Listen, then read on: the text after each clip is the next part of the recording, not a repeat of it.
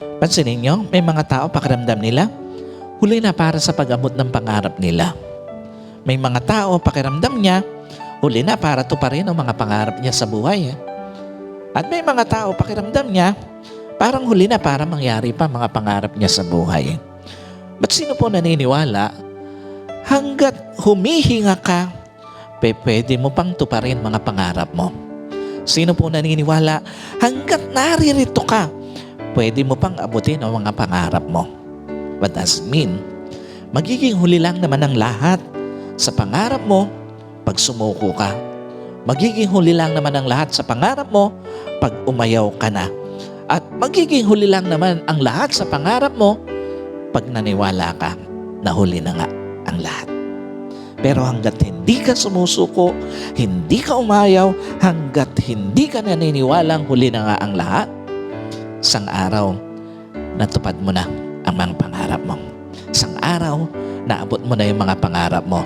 Now, ang problema minsan, hindi lang sa pag-aayos ng mga pangarap, minsan, hindi lang sa pag-aayos ng ating mga, hindi lang doon sa pag-abot ng ating pangarap, na tingin natin parang huli na.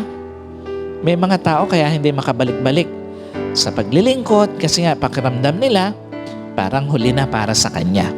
Pansinin nyo, si Adan, after his failure, his sin, yung 930 years niya o yung remaining years after ng pagkakasala niya, ipinaglingkod niya sa Panginoon. Si Noah, sumunod sa Diyos by faith for 950 years na buhay. Pero bumagsak dahil sa sobrang hilig sa alak, pero bumangon uli. At lahat ng natirang panahon ng buhay niya, ginugol niya sa paglilingkod sa Panginoon. Si Abraham, it took 38 years bago niya ganap na sinunod ang Panginoon. At the age of 75, he turned from idols and served God and lived for 175 years. Alam niyo po, itong si Jochebed, itong si Amram, ang mag-asawang nawala ang bunsong anak. Alam niyo po, after 24 hours na balik uli sa kay Jochebed, hindi na bilang ina, kung hindi bilang tagapag-alaga na lang ng anak niya na inampon ng prinsesa. But despite that, ipinagpatuloy na pa rin niya ang paglilingkod sa Panginoon. Ito po yung kwento ng buhay ni Moses. What does it mean? Ito ang totoo. Hindi naman talaga panahon ang dahilan bakit nagiging huli ka sa pag-aayos ng relasyon, sa pag-abot ng pangarap, maging sa paglilingkod. Nahuli ka dahil pinili mo. Nahuli ka dahil pinaniwalaan mo. At nahuli ka dahil ginusto mo. Tandaan niyo po, you cannot be a winner by having a mindset of a loser. Another thing, you feel you're too far. May mga tao kaya hesitate sa bagong kwento ng journey. Pakiramdam niya ang layo-layo na niya. Pansinin niyo, bakit may mga tao hindi makabalik-balik sa paglilingkod sa Panginoon? Kasi nga pakiramdam niya sobrang layo na niya sa Panginoon. Bakit may mga tao hindi makabalik-balik sa pangarap niya? Kasi ang pakiramdam niya, parang ang layo-layo na niya sa pangarap niya. At bakit may mga tao hindi makabalik-balik sa paglilingkod? Kasi nga, pakiramdam niya, ang layo na naging paglilingkod niya. Ba't sino naniniwala?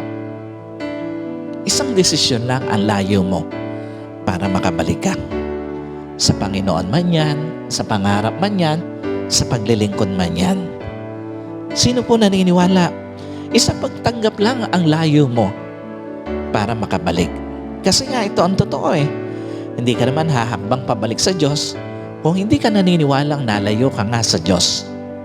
Hindi ka naman hahakbang pabalik sa pangarap mo kung hindi ka naniniwalang nalayo ka nga sa pangarap mo. At hindi ka naman hahakbang pabalik sa iyong paglilingkod kung hindi ka naniniwalang nalayo ka nga sa paglilingkod mo. Alam niyo po, kaya nga unless you turn your back sa isang sitwasyon, doon ka lang makakapunta sa bagong situation sa buhay mo. Unless you turn your back sa isang desisyon o direction, doon ka palang makakapunta sa bagong direksyon sa buhay mo. And unless you turn your back sa isang season ng buhay mo, doon ka palang makakapunta sa bagong season ng journey mo. Tandaan mo, sometimes being far away is not a matter of distance. Sometimes it's a matter of decision and choice. And another thing, you feel you're too failed. Totoo ba may mga tao kaya hesitate sa comeback story ng Panginoon kasi ang pakiramdam niya parang sobra siyang failure sa kanyang sa Panginoon, failure siya sa kanyang pangarap, sobra siyang failure sa kanyang paglilingkod. Alam niyo po, bakit maraming mga tao sobrang hesitate na bumalik o maniwala na mayroon pang comeback story para sa journey niya? Pakiramdam niya parang ang lalim ng naging failure niya. Parang pakiramdam niya sobrang niyang na failed ang Panginoon, sobrang niyang nabigo ang Panginoon, sobrang niyang naging lalim ng pangarap o yung kabiguan sa kanyang pangarap at paglilingkod. Alam niyo po, minsan sa sobrang lalim ng failure natin sa ating relasyon sa Diyos, pakiramdam natin parang hindi na maayos ang relasyon natin sa Diyos.